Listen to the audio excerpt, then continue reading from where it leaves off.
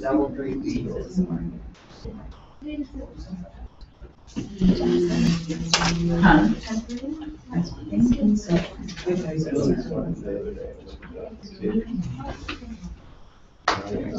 Good morning, everyone. Thank you for being here for today's second session. I'm very honored to introduce Patrick Antrim. He is just finishing up his book that's coming out in September. I already have reserved my copy.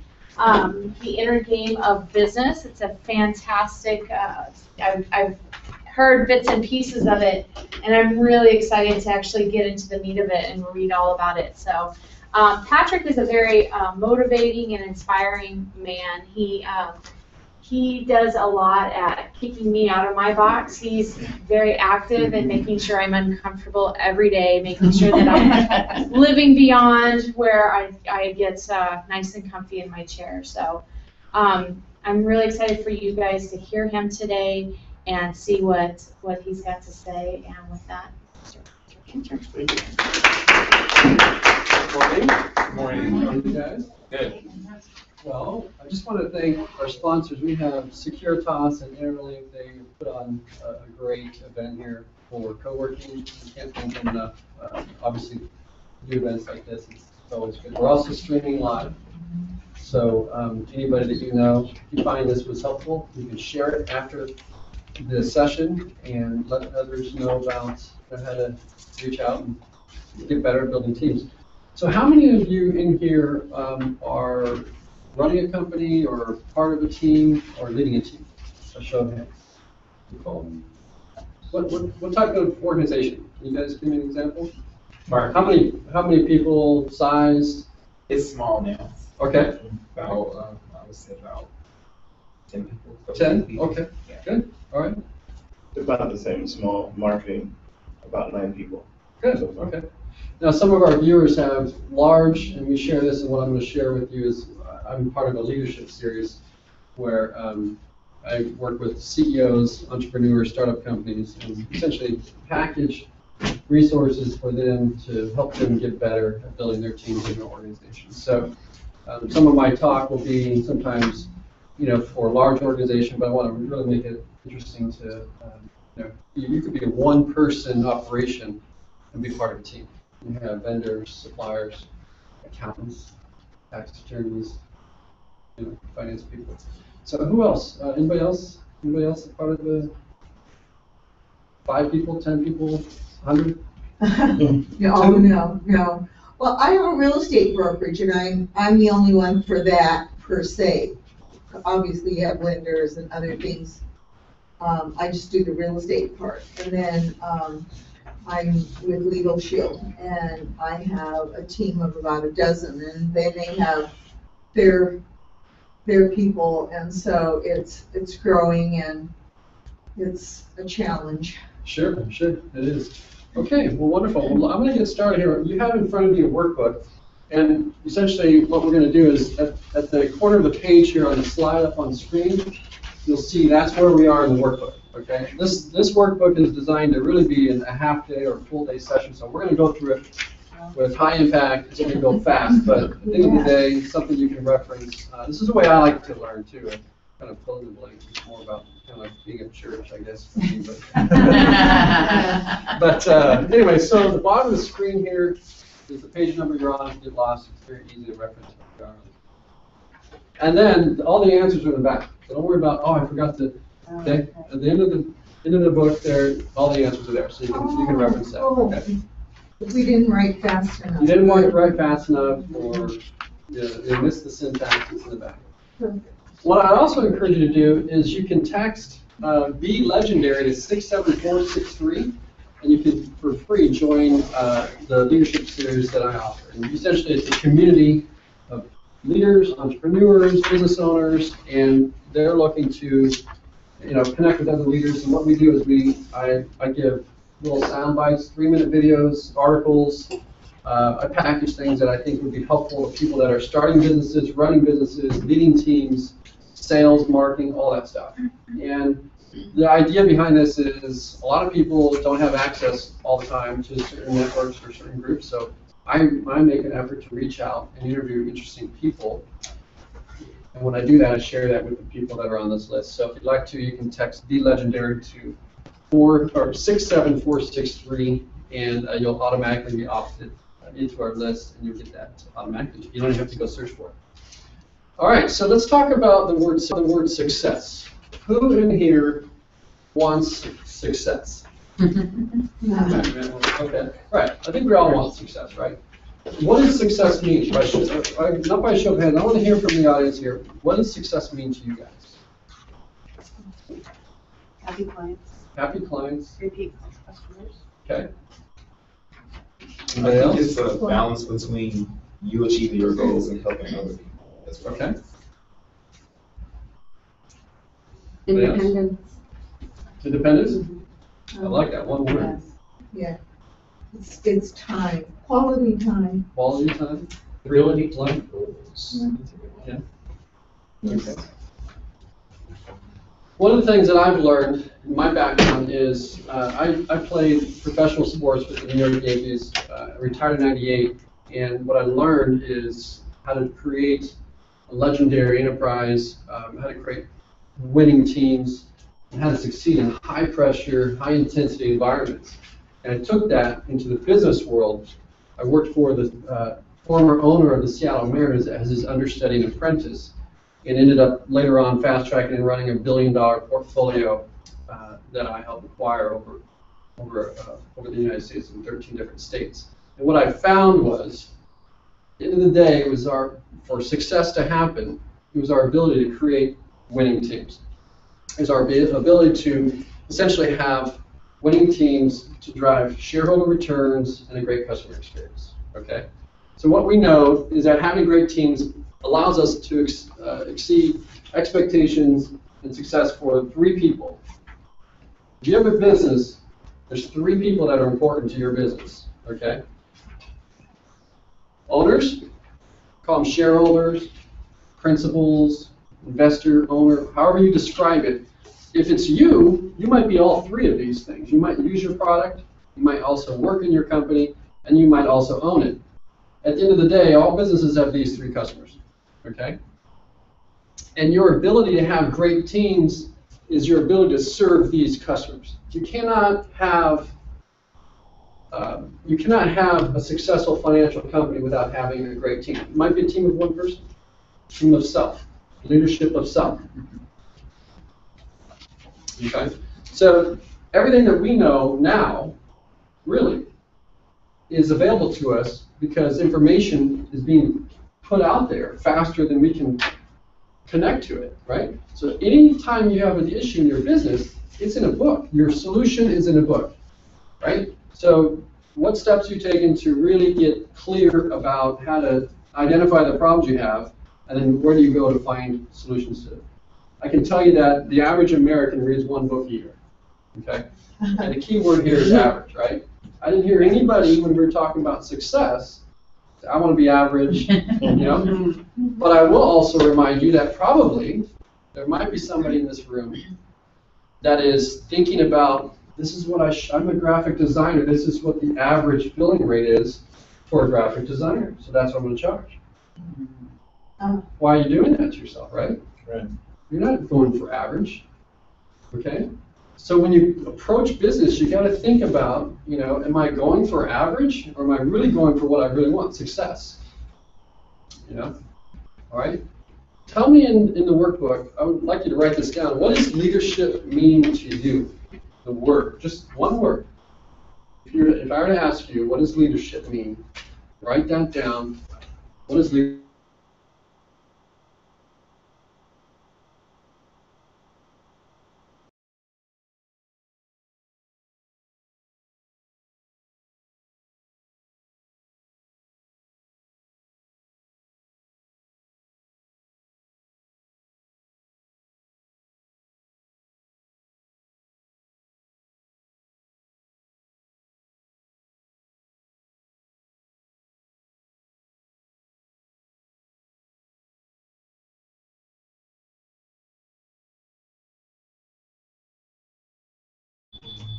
I love that. That's interesting.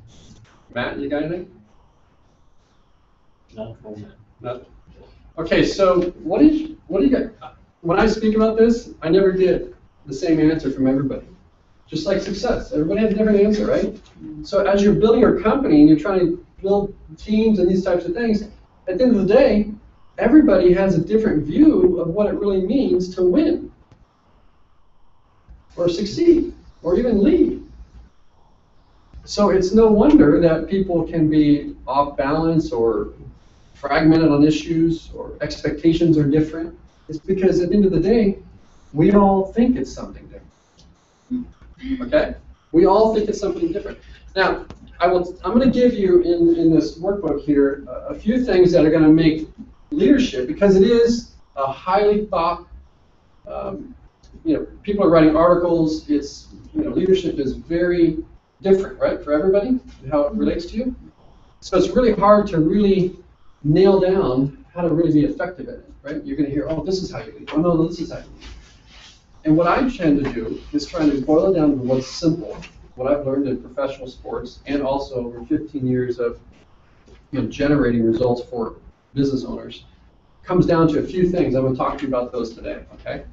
Next thing is people are uncertain, okay?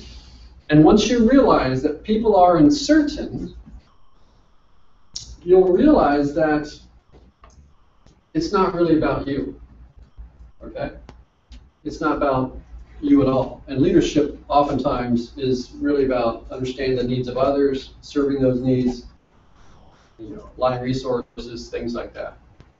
But when you go about your day, if you're in sales or if you are leading your team is of self, it might be you that's uncertain. Uncertain about the economy, uncertain about your product, uncertain about your customers, uncertain about your team, financing. At the end of the day, we're all uncertain. That's just the way our brain is wired. Our brain is wired to protect us, right? That's why, you go to restaurants. I was talking to Jay over here at the couch in our lounge here. He was talking about you open up a menu, and you're ruling out what you want. You're just like, it's like get rid of everything. Our brain is designed to do this, okay, quickly. And so it's very important to understand that people are afraid of a lot of things. Okay, they're uncertain about things. They're not going to come out and tell you. You're going to go on a sales call and they're going to say, no, I don't want your product. It's not that they don't want the product; they're just uncertain about it. Okay, we'll talk about that in just a moment. So understanding uncertainty in others is highly critical. Okay. In addition to that, we know that leadership begins at home. I guarantee you, well, I don't guarantee somebody might be traveling, but most of you started from home today, right? Who started their day at home? Yeah. It all starts there. That's where leadership starts. Now, success outside the home doesn't compensate for failure within it, right? You can't be a rock star executive, millionaire, billionaire, and fail at home. What's the purpose, right? Who wants to be a bad father, bad mother, right? Or neglect, attention. So leadership begins at home, and it also helps with that certainty process. Your team is also your family. Your family is part of your team. So your family could be the group that's uncertain. Is your business going to make it? Are you going to be able to pay the bills? Is this going to be a risk for us? Okay. So this uncertainty idea is very important to understand, because when you can be part of understanding that people are uncertain, you're going to deliver different messages to them. You're going to feel different about them. All right, so now let's talk about what being a team player is. Anybody know what being a team player is? Let's talk about this out. What does it mean? Anybody know? Put others first. Others first. I like that. Cool. I've heard that one before. Anybody else? It works.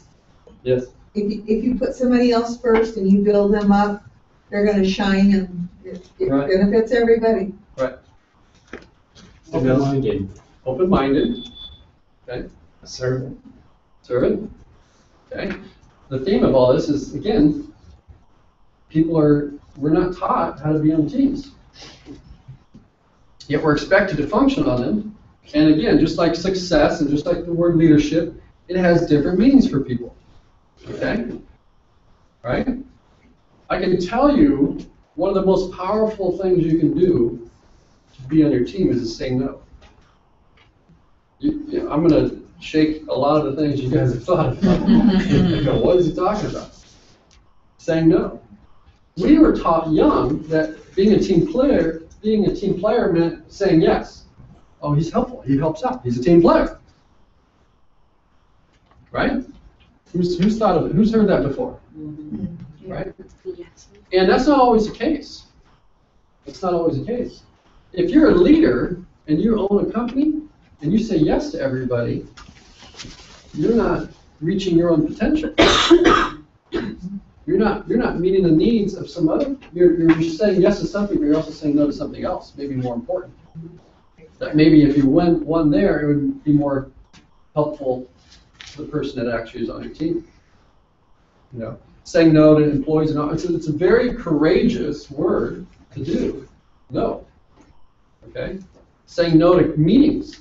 I'll tell you what. I get on LinkedIn about probably 2 to 3 emails. Hey, can I pick your brain? Oh, well, all these sort of reach out opportunities, right? And I could say yes, and be a great team player, and spend my time doing that, right? And I do meet with people and engage in conversations. It's just I do it in a way that I say no up front, okay? And I say, I'm looking for, 3, love to meet with you, want to share time, love to, build value. And what I'd like to do is I'd like to know 3 strategic questions that I can help you with before we meet. And if we do that, click this link and you schedule me on the calendar. It'll automatically put your meeting on my calendar. And I basically say no to people that aren't really serious about really working with me. Because technically, I can't really help them unless I know how to really help them. So now I'm better prepared for that meeting. It sets an expectation for them that I value their time, okay? And they have to do a little bit of homework, and now I'm a little bit different than everyone else that reach out to on LinkedIn. And most of them, some of them are just like, you wean out the fakers, So let's move on to sort of the operations of a lot of the folks in here are, owners, businesses, and things like that. So let's talk about marketing, okay? We're talking about business, okay? You were in marketing, but is that your business, marketing?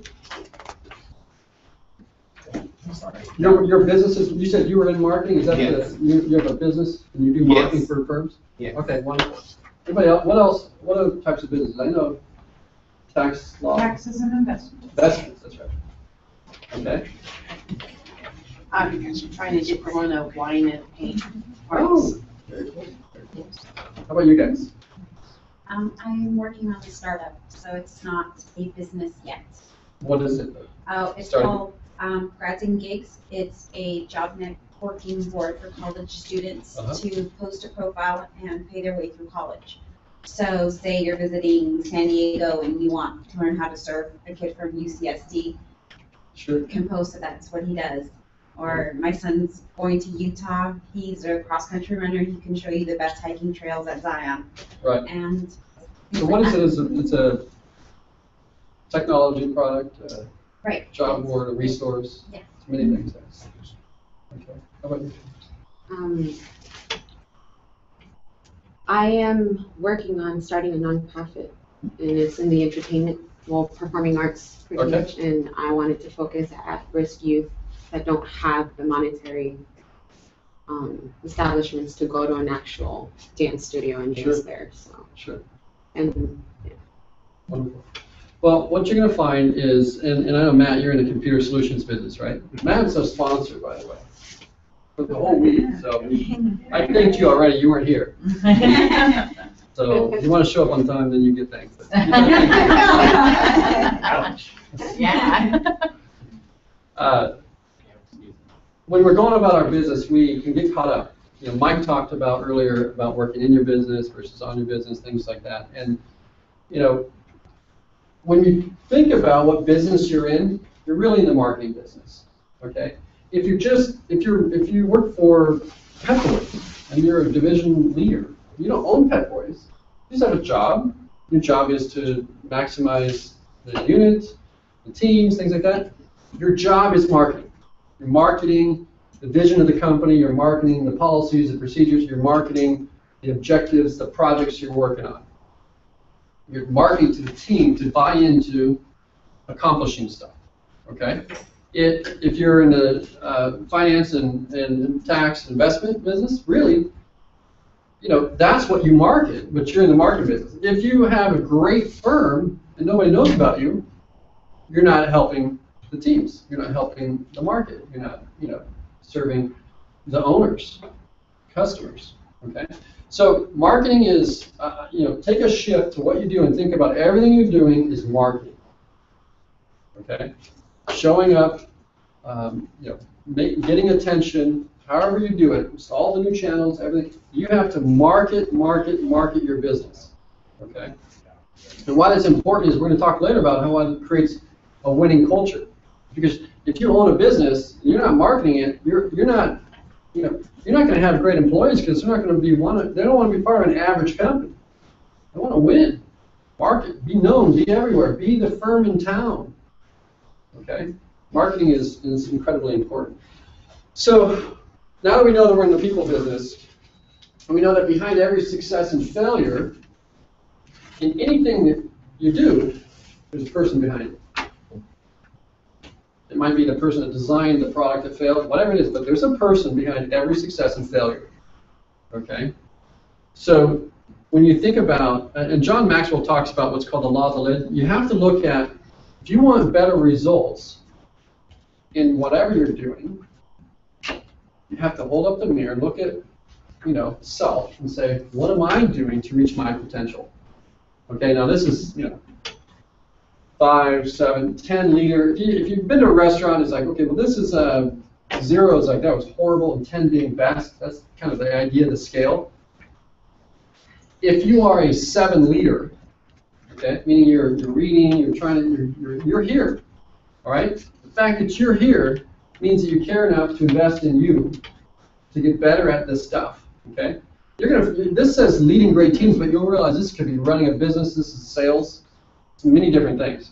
But your ability to sort of bring your game up allows you to bring your results up. Most people will try and focus on the results. The results, remember, are outcomes. Results are outcomes. They are not, you don't want to go for the result. If you are raising your potential, you're becoming better. Let me describe this. I think it was John Maxwell. And John Maxwell said, it's the law of the lid, and it said if you're a 7 liter, that means you're going to get 6, 5, 4 results. All right? If you're a 4 liter, you get 3, 2, 1 results. Okay? So if you want better results, become more. And the best way to do that is become an 8 liter. It's 7, 6, 5 results. Okay? That's how that works, and it works naturally. Whenever I take over a business, I always look at the leader. Because if I have a leader that's a 5, guess what? I can guarantee I'm not going to. If you're a rock star and you're doing things and you have a boss that's just mediocre and average and you're not going to follow that person. Okay, you're not going to follow that person. So it's very important to understand that. Okay. Now all businesses are nothing more than a collection of people. Anytime you form a group, this meeting, collection of people. Company, collection of people. That's all it is. That's all companies are. I used to manage and oversee many different real estate management portfolios for a lot of the high net worth investors. And what we found was that when we use third-party managers, I've hired about 11 of them over my career. What that means is a firm that's designed to really take care of all the collection of the rents, the maintenance, and the revenues of the properties, and it's a professional organization. We've hired companies that are robust in nature. I mean, large scale, amazing clients, amazing resumes. They look great on paper, you know, the bios and website and the technology, everything's good. And we engage the client, okay? And 6 months later, it's an entirely different company because all the people from this company went over to this company. So you don't even have, it's just a company is an entity, okay? When you go to In-N-Out and you enjoy that experience, it's because of the people at In-N-Out, okay? They've decided to do different products and things like that, okay? But all businesses and all business units are nothing more than a collection of people. If you can get good at collecting these people, the right types of people, you can do anything in any business. You know, you're in tax and investments, but you are a great marketer, Nicole, and a great speaker, by the way. And, you know, with that energy and that focus and that discipline and that success, you can do any business. You can walk in any company. I'm in many different, I'm an entrepreneur, I own different businesses. I don't just have one market, one vertical. Because what I do is I apply this discipline, as long as there's people, I can make an impact, okay? Now, as young children, we talked a little bit about saying yes, but a lot of the way that we operate is based on what we observed when we were younger, and we sort of set patterns and behaviors, and a lot of that comes from our friends, family, relatives, things like that. So we grow up very curious, naturally, right? You guys, anybody have kids in here? I have 2 kids, 2 boys. Yeah. Boys. You understand, how old are they? 3 and 18. Oh. Oh. This curiosity is flowing now. Yeah, it's all about curiosity. What's this? What's that? And it's you got to protect them from their curiosity too, right? Yes. You know, now we're less curious about things because we think we already know it. You know, I have people that knew me in, let's call it 2000, year 2000, right? That I still have relationships with, okay? But they don't necessarily know who I am today as much, because if they haven't invested, what are you doing? What are you up to, Patrick? What are you doing now? What's that you're working on? If they stopped being curious, they're gonna miss engagement. They're gonna miss opportunities. There's a whole mess there. So one of the things that you can do if you want to be a great leader, we talked about understanding others as being the people you're working with, just understanding, or you're selling to. You're selling to clients, customers, consumers. They're just uncertain about our product, our company, and even me. Or I'm leading a team. They're uncertain if I'm going to fire them, promote them, the company's going to be around, all this stuff. People are uncertain. What you can do is be curious with them. And the fascinating part about being curious is it forces you to lead. If you want to lead, be curious. It's the simplest way to show effective leadership. And what I mean by that is leadership will be the outcome you have of being curious. Okay? Don't worry about leading. Just be curious. You know what? You want to see how this works? If I'm curious about you, and you're uncertain, because we all are, let's say, then you're going to feel that if I ask you how's your day, or how's your company, or how's that project you're working on, you're going to feel valued. Well, he respects my time. He's interested in me. People love talking about what they're working on, what's important to them, okay? And this isn't about going around and helping like people and overcompensating. This is about, if you're a sales manager, be curious about sales. Don't try and get more sales out of your people. Don't try and get them to close deals. Ask them about how'd the phone call go. You know, I'm curious, did that client buy? And you can use the word curious. Tell them, Trey, I'm being curious here. You know, can I support you in any way? I'm curious if, you know, if that workshop we sent you to is helpful. When you're curious, you're focusing, it forces us to think about things outside of us. Now, most of us, if we're a sales manager, just for example, right? This is why this stuff also can work in sales. If we're trying to, you know, meet a quota, we're trying to, you know, meet a benchmark, whatever it is, and how many sales do you have this week, and all that stuff. You're triggering defensive behavior. Okay, and you're also worrying about you because you're really uncertain. I need to meet my goals. I'm not where we need to be.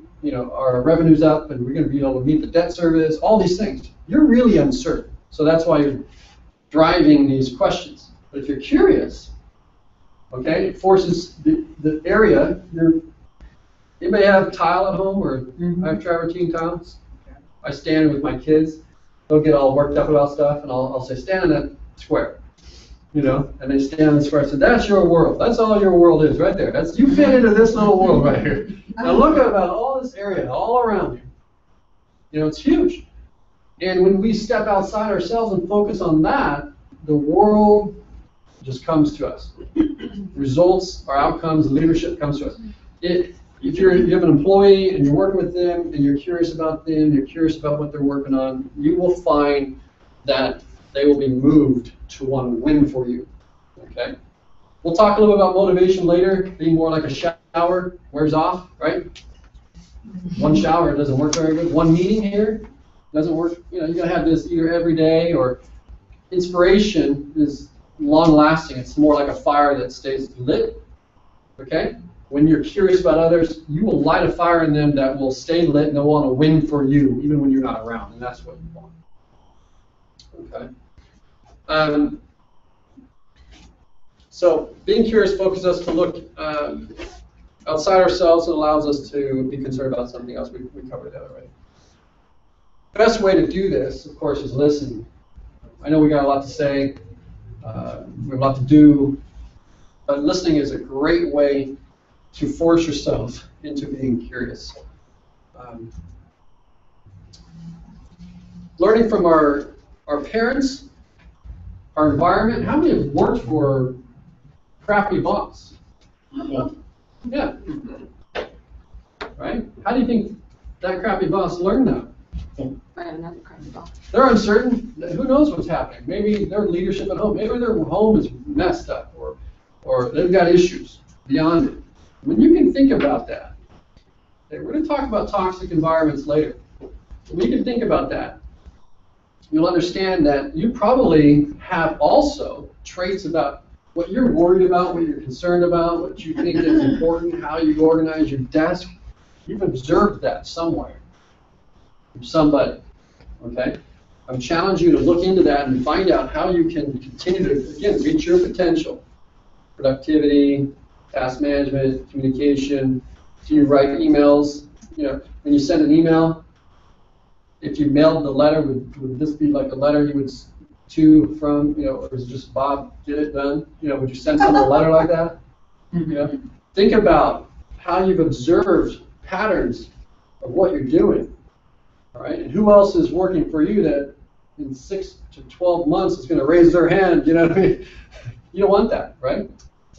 You want to lead from within. In early 2004, I think it was, I went to UCI, University of Irvine, to study communication. And I was having a problem with a specific individual, and I did this because I was like, man, I was on it, I knew it, I was just blowing through this team. And I was concerned because they had a different perception of what the urgency was of the matter. And so I really thought, gosh, communication, there's more to it than just saying stuff, and saying it with urgency. And what I learned here in this program was that, you have the math and sciences and these language arts and things that have been studied years, okay? Communication has really only been studied since the 1960s, and it's been studied on what's being sent, what we say, what we do, and how we do it, when we do it, And now they're really studying communication as not only what's being said, but what's being received, okay? And also nonverbals and body language. I mean, there's lots of things that are happening every moment when we're communicating. It's not always what you say. And so it's very critical for me to understand this, because the art of getting anything done, it's a sale, new hire, negotiation, customer service, whatever it is, has to do with your ability to communicate. And understanding people are, first uncertain, right? And you be curious, and you're effective in your communication, you will improve your messages that are being received. Okay? I guess, you know, I think it was UCI. I can't remember where it was. It might have been UCI or might have been at a company. But a fireman comes in and there's an emergency, right? They come in and they hack. It's just all about life safety, right? Everything's quick, fire happens, things get fixed, and they're not worried about damaging the walls and things like that, okay? Sometimes when we're communicating, we've waited so long to do it, we come in and just blow through stuff because there's a big fire, you know what I mean? And we've got to understand that we've got to do the work. It takes hard work to communicate. It really does. You got to listen, which is highly critical to this process. You got to listen, and you won't have these sort of urgent emergencies and last-minute things and crisis managements and things like that. So, how would you guys like to be able to walk into any company or any operation, know how to make impact? Any company, government not company, but government operation, nonprofit, sales organization, and know that you have the confidence to go into anything, take over by a company and make an impact. Okay? I'm going to share with you what I've created, which is called the 3-3 rule. It's going to take a little bit of explaining, but this is very important. You might need to email me for the actual image. I don't think it's in your workbook, but the 3-3 rule is like this. All businesses have 3 customers, okay? Now the 3 customers is the first 3, and all businesses share, in my opinion, these 3 challenges with people. Okay? If you fix these 3 things, you'll be successful. And we talked about leadership, being complex and, lots of thought leadership on it. What I intend to do is go for what can make the most impact and simplify it, okay? And let leadership be the outcome versus what you want to do. So all businesses have 3 owners or 3 customers. Your owners, this might be yourself, okay? Might be a shareholder. If you own stock, you're an owner in that company, a public company. Teams, okay? Employees, you yourself, if you're one operation group, you're the team. Your family is also the team. And if you're a mortgage broker or a real estate agent, your lender, your transaction coordinators, those are your teams. Okay? They don't have to necessarily always be on your team, on your payroll. They could be your suppliers. You can't deliver this product without your team of suppliers. Okay? So your teams and your customers, or consumers, the people that buy your stuff. Now, if you notice, all CEOs, I shouldn't say all, but in my experience, I walk into an organization, I talk to the CEO. So what's your plan? What's the strategy here? What's important to you? Shareholder growth, innovation, strategy, all that stuff. Okay? Important, right? Those are outcomes. Okay? Every person at the top that I talk to will always tell me people are our most important asset. People are what make it happen. Yet that's not always the case in how they take action. Okay? I'm also in the automotive industry. I own careersonauto.com, and we essentially match with online dating technology, job seekers with people that are looking to hire, auto dealers, manufacturers, things like this. Okay? And it's interesting because I'll just give an example. What I mean by this, everybody wants a better customer experience, a better client relationships, whatever it is.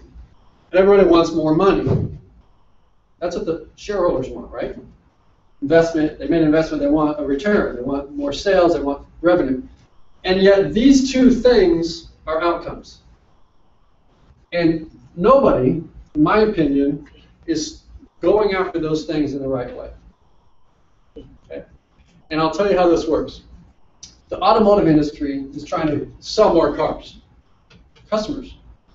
They spent $45 billion trying to sell 15 million cars. Okay? Now 20 billion, I think, was from the auto manufacturers like Ford, GM, those guys.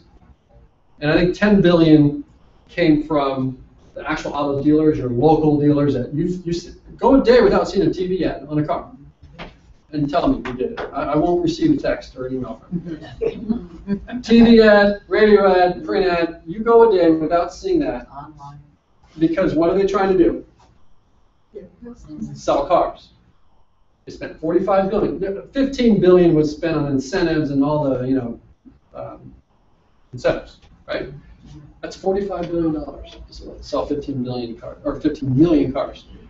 And what happens is they buy this radio ad, they buy the traffic. Okay, I think it's like $2,500 or $3,500 per car is what that equates to. Imagine this: you've spent all this money on advertising, okay, marketing, and your customer comes in and the phone doesn't work, or they didn't answer the phone right, or the customer it's not greeted the right way, or the conversation isn't handled right, the person's not trained, all that stuff. And because this isn't right, your internal strategies. You just wasted time, money, and value. And there's a shift happening right now, where just like anything else, customer service is, you guys are consumers of products, and you're getting better customer service out there only because of transparency. Before, people could hide. Now, if I'm at a restaurant, I'll just tell my whole network, this is going out to a lot of people right now, And so brands recognize this, and so they're making customer experience better, okay? Companies are recognizing, we're spending a lot of money to get attention, $45 billion to get the attention to buy the car. So they're realizing the best way to do that is to shift your internal strategies. You guys know Ford, their new Ford campaign? It's called Go Further. Everybody hear that? Other ads? Yeah. I think Chevy's now doing like Find New Roads, but the Ford campaign is a global company, 166,000 some employees, and their Go Further campaign is, I'm assuming it's designed gas mileage, go farther on your car, maintenance, but it's designed to also be for the internal company, the culture of the company, the employees. So if you work for Ford, you can go further in your career, okay? And they have recognized that the value of having all of this internal stuff right generates a better quality experience for the customer. If they invest in their teams, okay, the outcome is sales. The outcome is, this is just very hard to track. It's getting better though now. Very hard to track, and no one's trained to do this. I play with the Yankees. They don't, I'll tell you, and I'm not speaking for the Yankees, okay? I'm telling you, the fan experience is not their goal. Okay? They're not trying to please the fans. You know how they please the fans? Win. They focus here. This strategy I took is professional sports. In any team, it could be the Lakers, whatever you like. Okay? You can't win for your customers unless you win here. You can't get great clients and referrals unless you have a great internal culture, internal expectations. You're reaching your potential. So my message to you today is, don't worry about making more sales and more money. Okay? And don't worry about your customer experience, because those are outcomes of having this stuff right. Okay? When you get this stuff right, you'll drive better customer experience. Okay? In and out. Go to In-N-Out. Okay? You will be in and out line, waiting 15 cars deep, telling your friends how excited you are, waiting 15 cars deep. Because you know the product is good. And the product's good because someone decided to say no. Remember we talked about being a team player? In-N-Out, you all love, and I'm assuming you do. If you don't, then you're just not you're not from California. They didn't sponsor this or anything. No, but even Although, people out they of have some- California love In-N-Out. I mean, I have girlfriends that come from Florida, and the first thing they say is, "Oh, I gotta go to In-N-Out," because they don't have them in Florida, and it's a whole different experience than any Right. other burger and drive-through. Right. Yeah. And they did that, and I'm making an assumption here, by saying no. No to expansion. Mhm. Oh, Right? No to Think poor about it. quality They materials. have chosen Yeah. when to do stuff because it matches the alignment for their ability to keep it awesome for you guys. So yeah, you're talking about good burgers. Have you Yes. been to Nestle's? no. So, Okay, it's only one, oh, see there. and their quality is in their grass-fed beef, and Oh, okay. half-pound hamburger. And I have real estate clients, as soon as they hit Just town, line up. they want to go there, because I always take them there during their real estate experience. Right. And, you know, clients, relationships with people, you can create the same where, and we'll talk about that in a minute, called influence, okay? So, just remember, you want to buy a company, anybody in here can buy a company. You can get lending for it, you can raise the capital, you can save for it. However, you buy a company, you take over a company, or you're a manager, you just took over a business unit, this is what you focus on. Whatever you're doing, you have 3 issues. Okay? Your owners, teams, and your customers. Now, most people think this is your only customer. How many of you has ever worked for somebody else and they realize that their owner is the customer? They're a customer. They need stuff. And I'll tell you how this can happen is owners don't invest the time because they're busy, and they'll ask their teams to do stuff. And what do? Because we're team players? We say yes, right? To our boss, because guess what? He signs a check. So what do we say? Yes, I'll do that. And you neglect this guy. And when you do that, guess what? You don't have sales, and it affects your customer. No is a powerful word. You want to help your customer. Sometimes saying in communication, we talked about it, your boss calls you, I need you to do this. And you got customers in line, or you got customers on the line, or however it is. And you know that the person asking is important, and you don't want to say no. You say, I want to get this for you. But I have somebody on the line, and I know you want me to close that deal. So let me do this. I'm going to get this for you, and you handle it. They're a customer, just like all other customers. Okay? And the same thing for your employees. And mostly, if you're a leader in a company, you need to look at your employees as customers. And what do I mean by that? If I ask CEOs, and I do this often, tell me about your customer.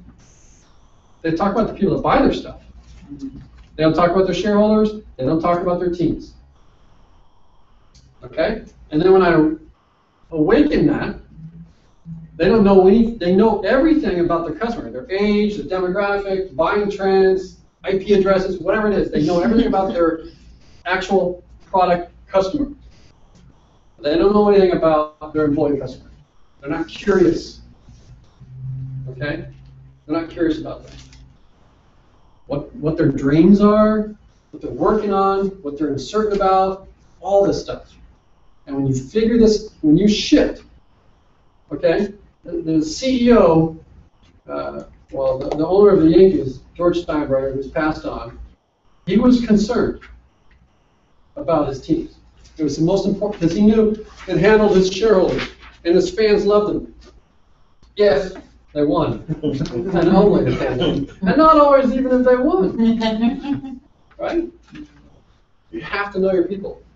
I have more stories I can tell you on that strategy itself. Okay, so the first 3 is 3 customers. The second one, you walk in an organization, You fix these 3 people challenges, and your business will drive forward in any unit, any market, anything, okay?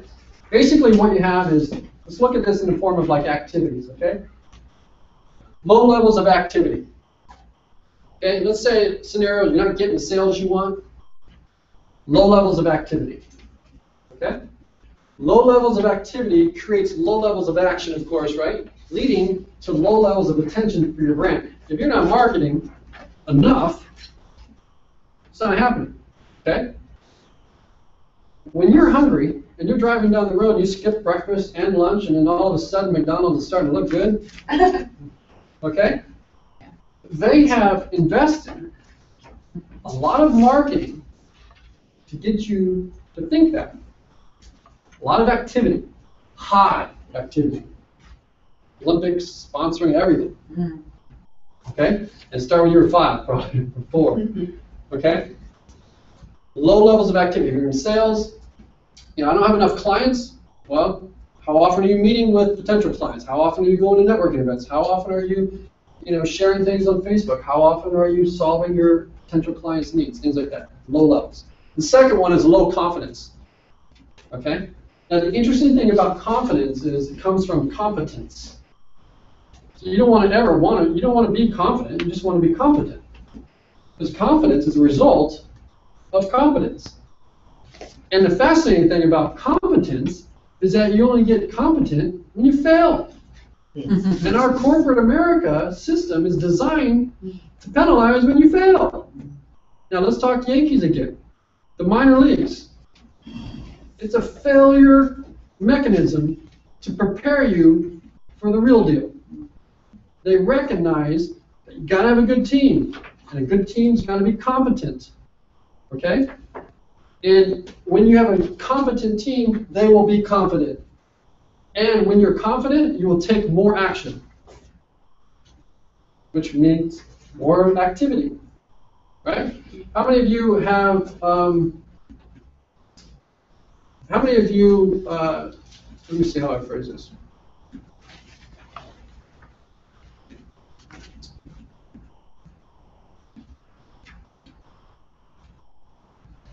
I think I'll come back to that because we're going to be talking about commitment in a little bit, which is the 3rd level here. But how many of you are interested in, I guess, knowing a very simple personal strategy that will dissolve any toxic team? Right? Oh. Right? You've all been on toxic teams before? Oh. Yeah. Toxic team could be a customer situation too. You get 3 people, one customer's a client is upset, whatever it is. Okay? The competence part leads into this stuff. Remember, uncertainty, competence, okay? When people are not taking action, they're just not competent. They're not going to tell you, I just don't know my stuff. They're not going to make the calls. They're not going to visit the clients. They're not going to go to the networking event. How many here are public speakers? How many of you enjoy it? Because you guys aren't all public speakers? No. How many? From what I'm told, it's like one of the most fearful things people have is public speaking. I think you guys would agree that most of the general population tends to avoid it. Okay. Have you ever thought why? Oh, it's confidence. That you're not going to finish your sentence or whatever. Forget. Right. Yeah. So what happens is the people that you guys and we all see as, man, they're great speakers. They're really not great speakers. They just have the competence. Because they have the competence, they have the confidence. Okay? And because they have the confidence, they do more of it.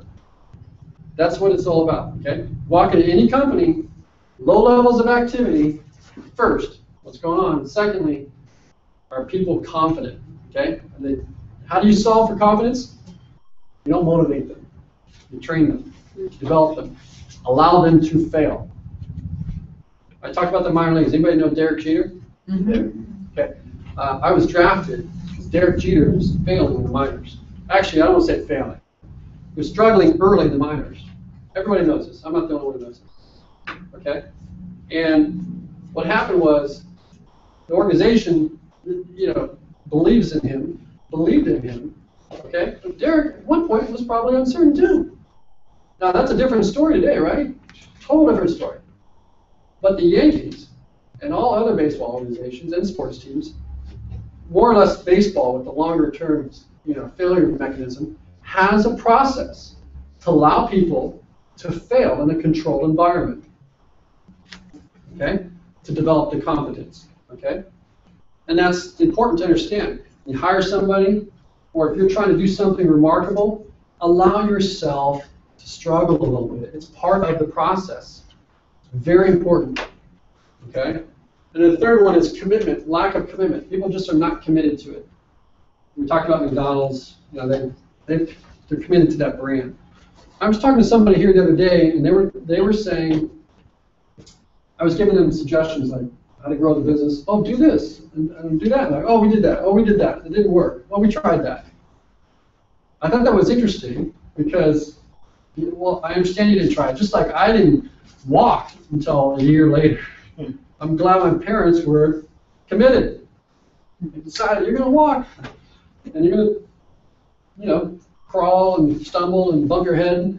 But they were committed to that process. Okay?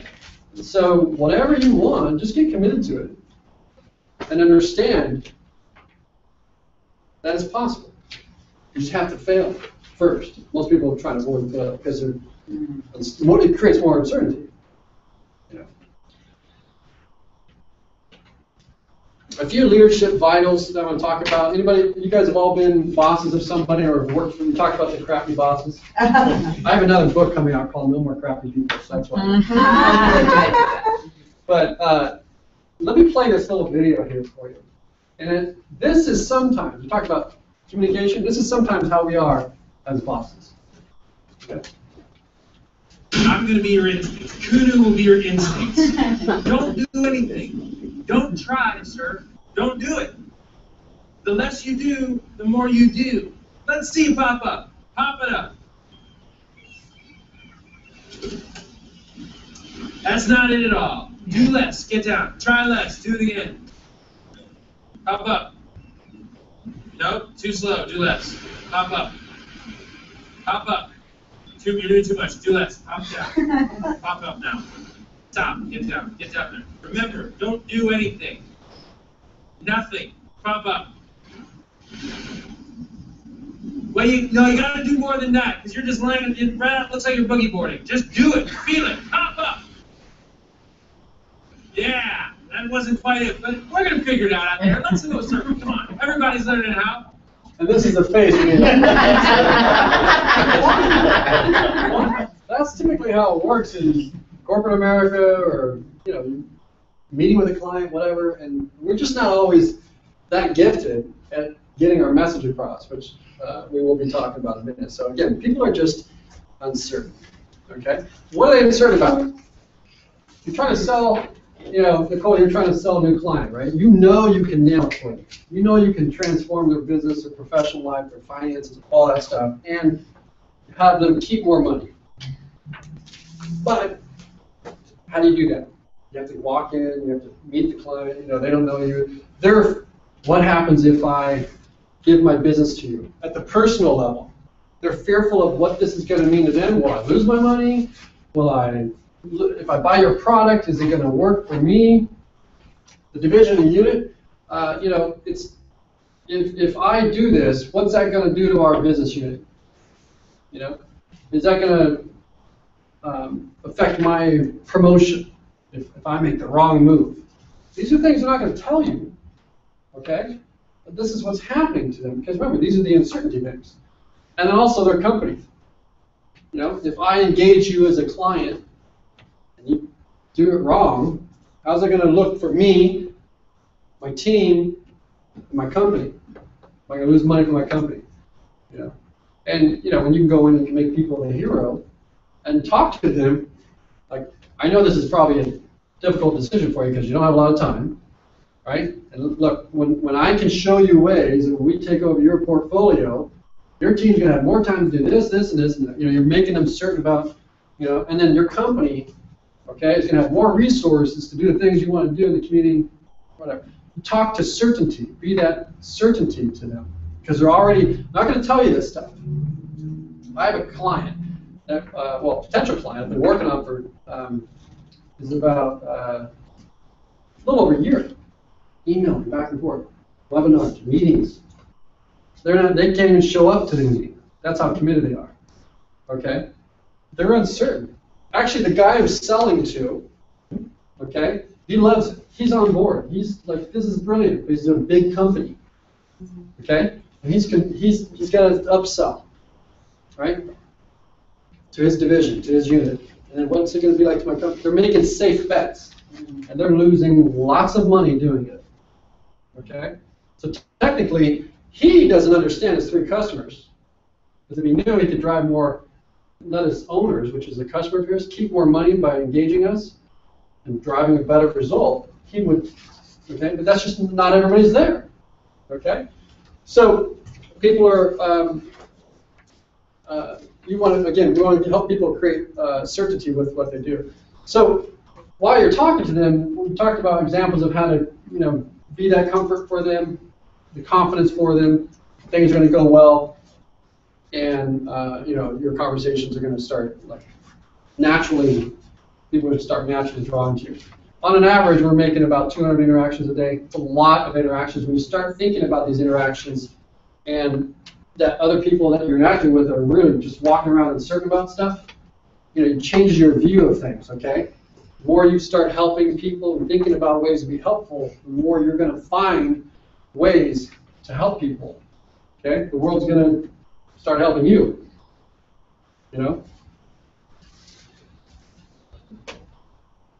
Me equals positive. So we're going to talk about the messenger. This is a really cool influence trend. If I have, we talk about Nicole and your business and it being awesome in what you do, but if no one knows about that, then how do you win for not only your business, but also the people are trying to engage? So the messenger really is about you, okay? The message is what you offer, right? The messenger, you might offer, it might be dating. I'm a great guy, whatever. The message isn't received unless they get and buy into the messenger, okay? And how you do that is, I want you to draw in your outline there, draw this line like this. You want to get to a point where you can offer opinions, okay? That's where it's magical. You have had clients that are over here and you're trying to, let's say you're, for example, Chase Bank, okay? And Wells Fargo has a client of yours, and you want to get the client that is banking with Wells Fargo, right? It's a typical situation, right? And you're a provider. I do this. I have this. This is my features. This is what I can do for you. You're going in after like a provider. Your influence is very low. And you talk like, these are my interest rates, these are my terms, and this is what I can do, and this is how we can support you, and this is our client engagement team. Just trying to provide service. You're trying to take away business or take market share, but they don't get the messenger. Even though you might have better rates, you might have better customer service, better engagement, all those things, you're not going to take that business away because they're with somebody that they are almost in partnership with. They value, they trust, there's been investment, okay? So what happens is, you need to start as a trusted advisor. Now, how do you do that? A trusted advisor, basically, you forego short-term gain for you in an effort to add value to them, and contrary to your short-term results. So for me, we're trying to sell someone 200 job posts a month at $349 for, every month of the year, over and over and over and over, and save them a lot of money, okay? And what I do is I just said, you know what, here's the deal. We've been doing this for 11 months. I sent an email, I said, look, we are not, let's take doing business together off the table, okay? we've had meetings, we've had this, and then let's do this. I don't think I can really help you unless you're committed. Okay, so let's just take doing business together off the table. So I basically took this and said, I'm no longer a provider. How can I help you build better teams? You don't need job advertising. You need to build better teams. You need people to come into your store and have a great engaged workforce. How can I help you with that? I don't care who you advertise with, because guess what? People buy advertising on NBC and ABC. It's not about us. It's about me helping you get what you want as a customer, client. Okay? This could be an employee. How do I help you get promoted? How do I help you reach your goals? Okay? Sacrifice what's short term for you and let them know that you care about what they're doing and you rise in influence. Okay? And then eventually you end up as a business partner, and whatever you say goes. I got people that call me right now before they make key executive decisions, because I use a lot of culture and relationship fit, personality testing, things like that, that if I say it goes. Because I'm up here. I'm the leadership series that I asked you guys to be part of, you're going to, over time, I'm going to start hopefully pointing you, adding value to you, pointing you in the right direction. Just move, I don't need to make money. I'm not asking you to do anything to me. I'm not asking you to buy something, add value, help them with what's important to them. And you will have more influence. Now, influence, remember, we talked about, is different than motivation. Influence is the idea of having someone, it's like that fire lit, it just stays lit. You've got people that you just want to always just win for. They've influenced you. Okay? Those are those people in your life. Anybody have questions on this? Is this understood? Good? Okay. Empathy. Anybody know what empathy means? I'm sure if we did that, it would be all different. For the sake of time, I'll move quickly through this. But write down what empathy means to you. Okay, I'm going to give you a little trick here about how to minimize conflict in just sort of a one-on-one situation, be it at home, relationship, husband, wife, children, whatever it is. We call it mirroring. And basically mirroring allows you to build trust. And I have these two water bottles, or wine glasses over here. I thought it was fitting for where we are in the valley. So. But basically what you have is, whenever you have a conflict, okay, just the amount of liquid here, this is water, is both people have something to say. Okay? And what we tend to do naturally is someone comes in and complains, and it triggers defensive behavior. You didn't get the report in on time. And then you're like, well, I don't want to lose my job, so I'm going to say this. You're going to try and share, and you can't. The glass is full. Okay? So what happens is people just end up going back and forth, okay, and they're trying to get their message, okay, in the other person's mind, your thought system, whatever, okay? It never reaches it. You waste time, you waste energy, and it goes around and round and round and round. And eventually, sometimes they just throw it on the carpet, and it just never really gets resolved, okay? What you do with empathy, most people think empathy is a weak position. It's actually a strength. It's courageous, okay? And the leaders that I've worked with at the very high level understand this, okay? It's a concentrated focus you have to do. And what they do, basically, you have two people talking. This is the person, the right person. This is the person that has something to say. This is the person that has a problem. They basically come in here and they listen to them. They ask them to pour out, okay? And how they do that?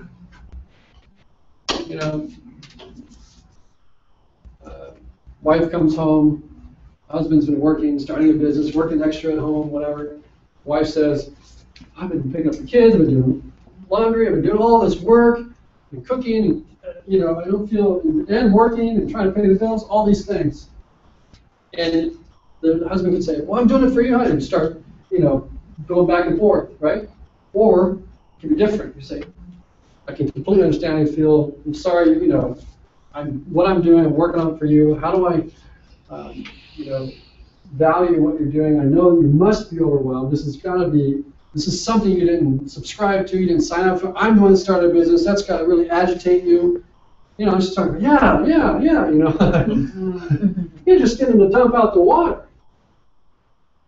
And then, husband can say, you know, honey, you know why I've been working 12 hours a day or all these hours? Because I want to do this for the next 2 years so later we don't have to work at all. And I see how stressed out you get with this or that, whatever. And now your message is actually being received because you've allowed them to express and just be heard. Now, it doesn't mean empathy means that, it doesn't mean that you're saying they're right. Sometimes they're not right. It could be a customer.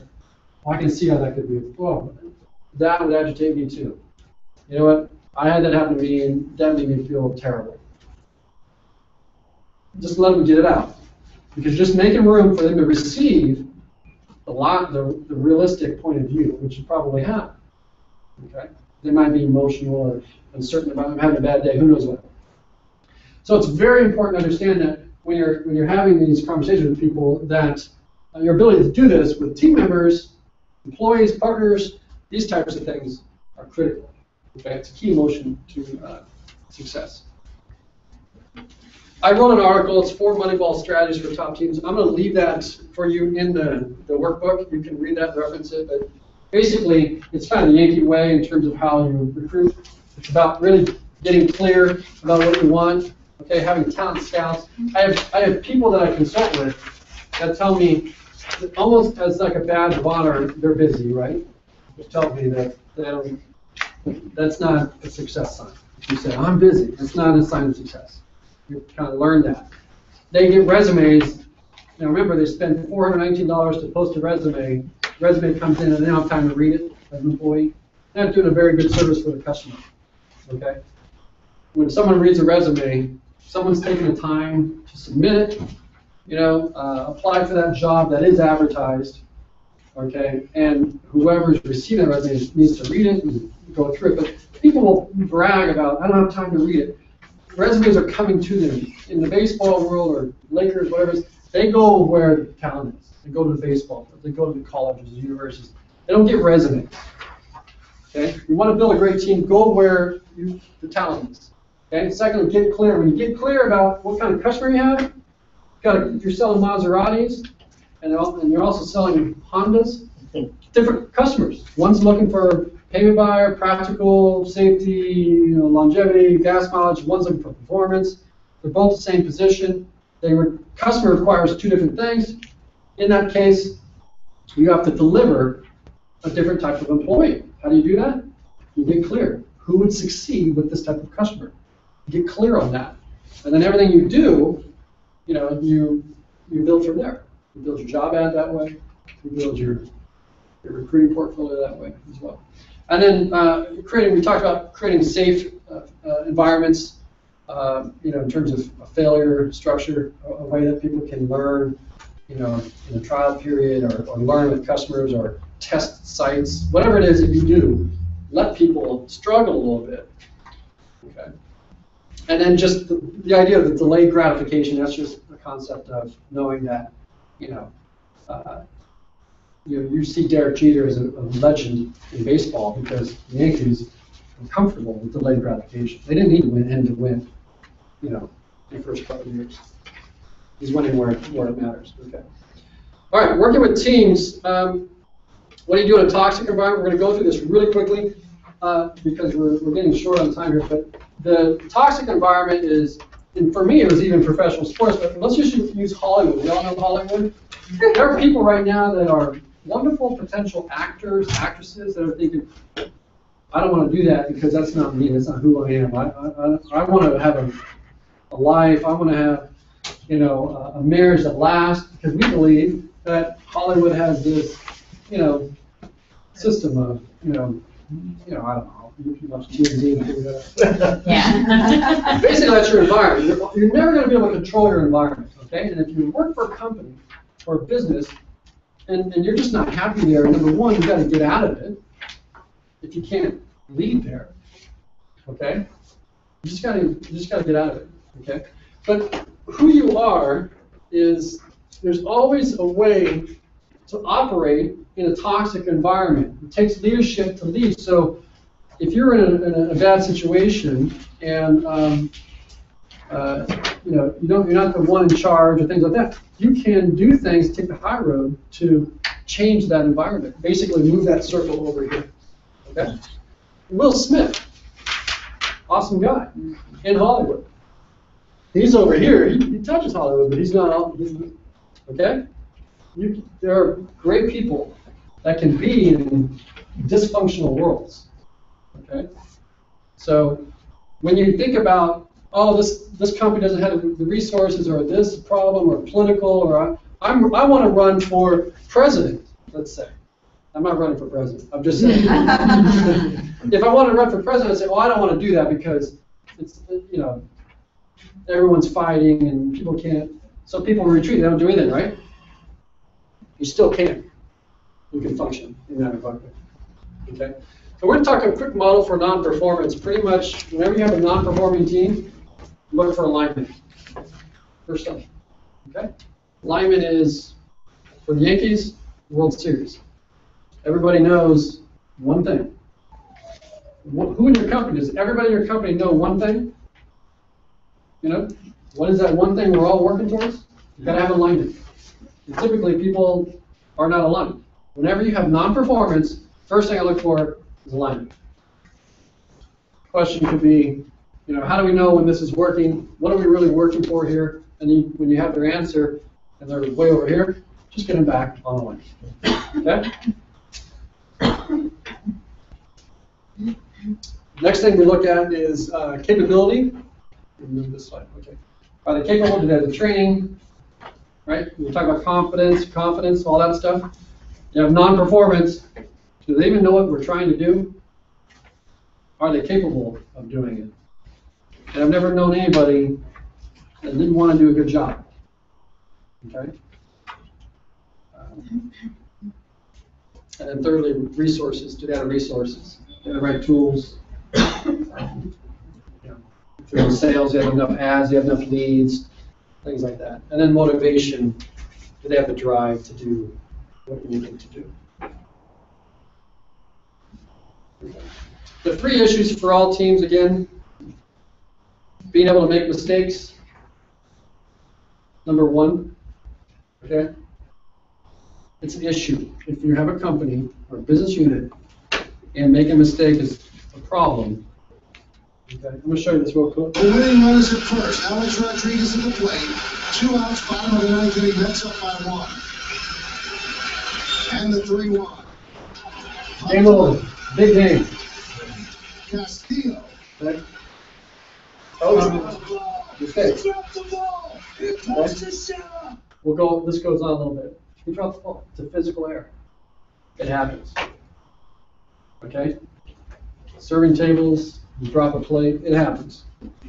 Okay? The value of letting people know that in baseball, that's not, he is not in trouble. He's not fined anything, it's just a physical error.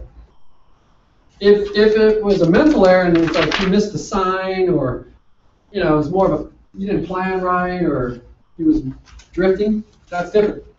This is a physical error. We're all humans. We make mistakes. You need to allow that to happen. And what's fascinating about when you allow it to happen is it creates that environment of less uncertainty. Okay? And when you have less uncertainty, we talk about more levels of action, more confidence, things like that. So, real quick, we're going to go through what effective teams do well. They identify a common goal. Okay, we already know about toxic teams. Okay, we know about uncertainty, curiosity, all that stuff. Now it's about how do you design an effective team? There's not much to it. Okay? Identify a common goal. We use baseball again. World Series. If you're the groundskeeper, the common goal, you're raking the field so this team can win the World Series. That's why you're there. I mean, the beer men, everything. Everybody knows, from the fans to the organizational owners, accounting, in a professional sports team to win the championship. Okay?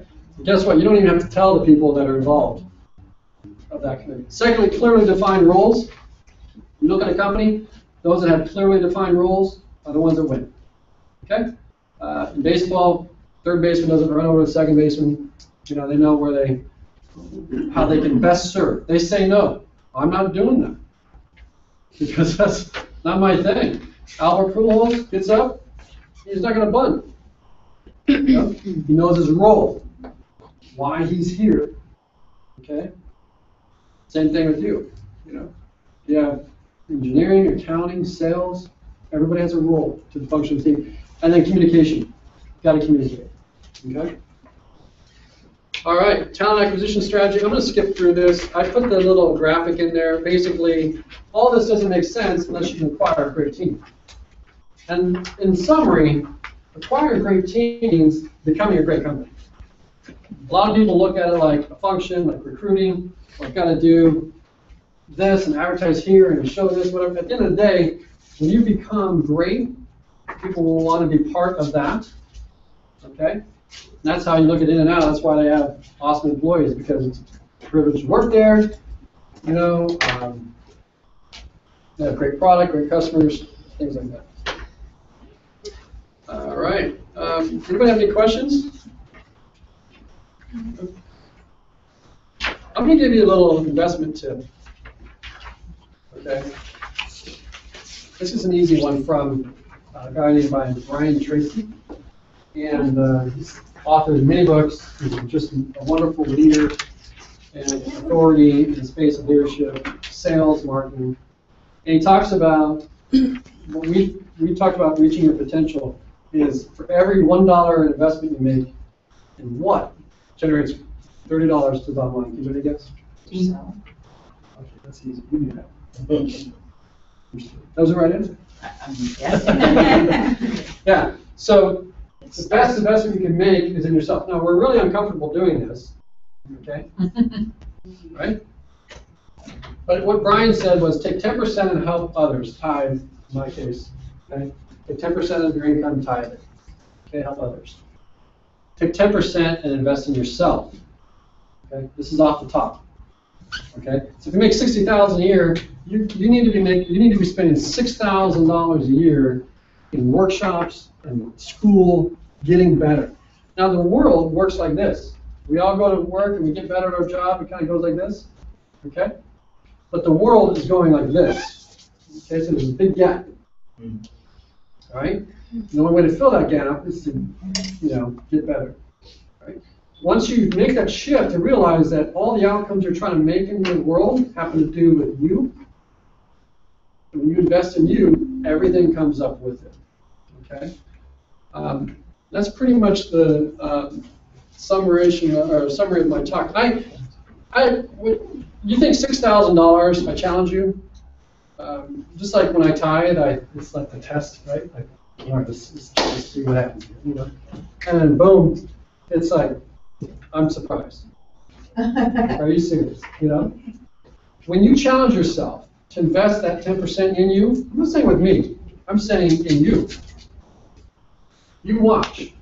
You invest. If you're making $60,000 a year, and you invest $6,000 in a course that can help you with communication or public speaking or finance or whatever it is that will support you in whatever your dreams are, I guarantee you, you will compound that result.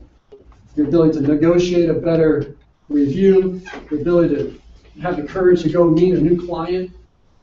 Don't ask what that dollar is costing you. You need to be asking, what's it worth? Okay, what's it worth for me to actually achieve what I want to achieve in life? Okay. All right, so with that, I will leave you with this, as you already know. Make the best investment that's in you.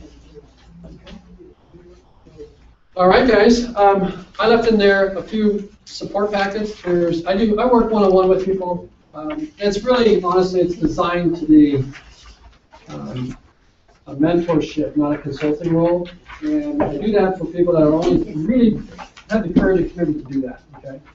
And the reason I say that is because people don't miss airline flights. I think, how many people do we have registered? 20. 20. Okay, so you know there's not 20 people in the room here, and that's because it's free. Mhm. If I would have said this was $1,000 and they paid it, they would all be it, right? Yes. Right, so my point is, people don't miss airline flights because they're committed to it. And when you write that check for yourself, $6,000 if you're making 60, you'll be committed. You won't miss the workshop. You won't miss the class, okay? So for me, it's funny because the more the people pay, the more results they'll get. Not because of me, but because I get their commitment. So that when you think about doing stuff, think about, where you are in that commitment process. But, so. All right, anybody have any questions? We all finished? I think we're out of time here, so. Thank you. Thank you. Thank you.